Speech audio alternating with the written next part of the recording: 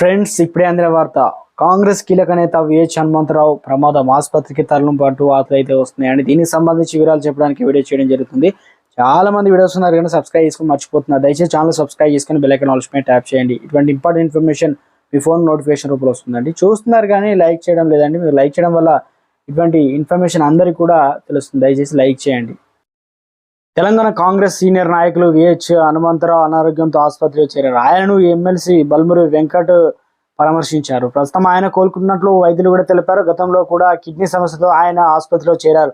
తాజాగా ఆయన మరోసారి ఆసుపత్రిలో చేరడం కాంగ్రెస్ కార్యకర్తలను ఆందోళనకు గురి చేస్తుంది. అనారోగ్యం కారణంగా హాస్పిటల్లో చేరిన మాజీ పిసిసి హనుమంతరావు శివం రోడ్లో సిసన్స్ అనే హాస్పిటల్లో వెళ్ళి పరామర్శించడం జరిగింది.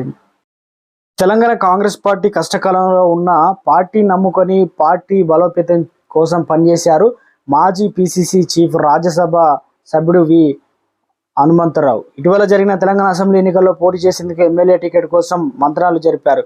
కానీ టికెట్ రాలేదు.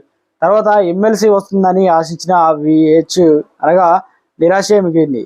రాష్ట్ర రాజకీయాల్లో కాదు దేశ రాజకీయాల్లో తన గొంతు వినిపించాలని అనుకుని రాజ్యసభ టికెట్ ఆశించారు విహెచ్. కానీ ఈ విషయంలోనూ కాంగ్రెస్ హైకమాండ్ హ్యాండ్ ఇచ్చింది. రాజ్యసభకు 2 స్థానాలు సీనియర్ నాయకురాలు రేణుకా చౌదరి, అనిల్ కుమార్ జాదవ్లను కేటాయించింది.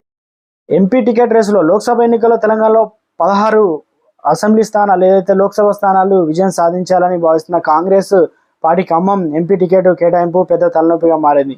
ఇప్పటికే ఖమ్మం ఎంపీ టికెట్ రేసులో డిప్యూటీ సీఎం బట్టి విక్రమార్క భార్యను బట్టి నందిని కావచ్చు, పొంగులేటి శ్రీనివాస్ రెడ్డి సోదరుడు ప్రసాద్ రెడ్డి ఉన్నారు. తాజాగా ఈ రోజులోకి కొత్త వ్యక్తి వచ్చారు. అదెవరో కాదు, మాజీ పిసిసి అధ్యక్షుడు మాజీ రాజ్యసభ సభ్యులు హనుమంతరావు. ఖమ్మం పార్లమెంట్ నుండి కాంగ్రెస్ పార్టీ టికెట్ కొరకు గాంధీ భవన్లో దరఖాస్తు చేసుకున్నారు. మరి కాంగ్రెస్ అధిష్టానం ఎవరికి ఎంపీ టికెట్ ఇస్తుందని మరికొన్ని రోజులు వేచి చూడాల్సిందే.